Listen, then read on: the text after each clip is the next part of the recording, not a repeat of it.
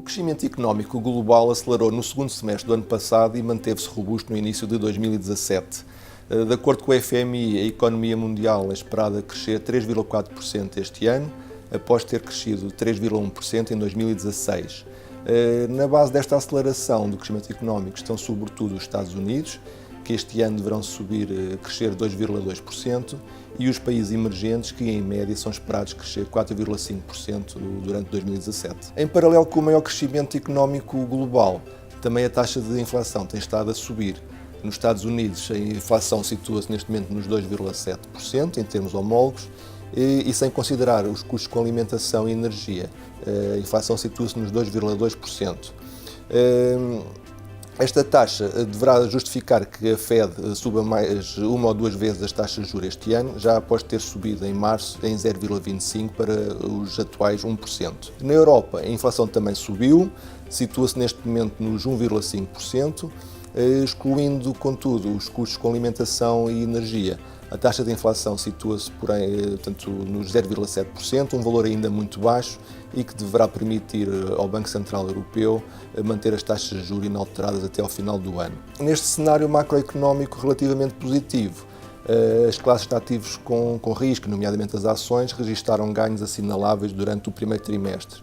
Nos Estados Unidos, o S&P 500 subiu 5,5% no primeiro trimestre. Na Europa, o destaque vai para a Espanha, que subiu cerca de 12%, e a Alemanha, que subiu 7%.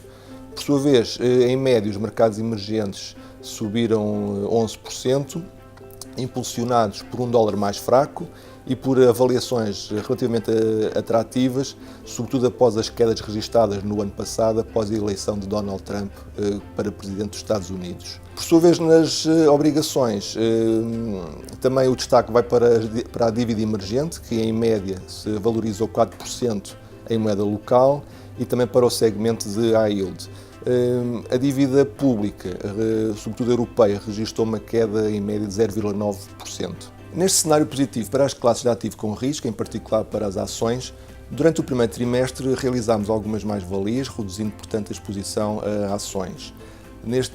Assim sendo, portanto, as carteiras começam o segundo trimestre com uma alocação relativamente defensiva e com uma elevada liquidez. Na nossa opinião, as avaliações dos mercados acionistas, em particular nos Estados Unidos, descontam um cenário demasiado otimista em termos de crescimento de resultados e de evolução das taxas de juros. Por exemplo, o índice S&P 500 transaciona neste momento com um PER de cerca de 18,5 vezes os resultados esperados para os próximos 12 meses, o que é um valor bastante acima da média dos últimos 10, 11 anos. E, por outro lado, em termos de taxas de juros, a inflação, se continuar a subir, poderá significar ou poderá obrigar a Fed a subir as taxas de juros mais depressa do que neste momento se espera, o que poderá também acrescentar pressão aos mercados acionistas. Deste modo, continuamos a preferir, em termos relativos, os mercados acionistas europeus e, dentro da Europa, sobretudo os mercados espanhol e alemão, que transacionam em média com PERs na ordem das 14 vezes os resultados esperados. No segmento das obrigações, mantemos, por sua vez, uma exposição muito reduzida à dívida pública core, mantendo a preferência pela dívida privada, sobretudo à yield, e também, mas em menor expressão, pela dívida emergente, neste caso em moeda local. Concluindo, apesar das vendas realizadas no último trimestre, mantemos a preferência pelas ações e pelas obrigações da high yield relativamente à dívida pública. É certo que persistem várias incertezas, nomeadamente ao nível político, tanto nos Estados Unidos como na Europa, mas, na nossa opinião, enquanto os bancos centrais permitirem que as taxas de juros reais, ou seja, descontada a inflação, permaneçam em valores muito baixos, como são os níveis atuais, acreditamos que as classes de ativos com risco, nomeadamente as ações e as obrigações com maior risco, irão continuar, no mínimo, suportadas nos próximos meses.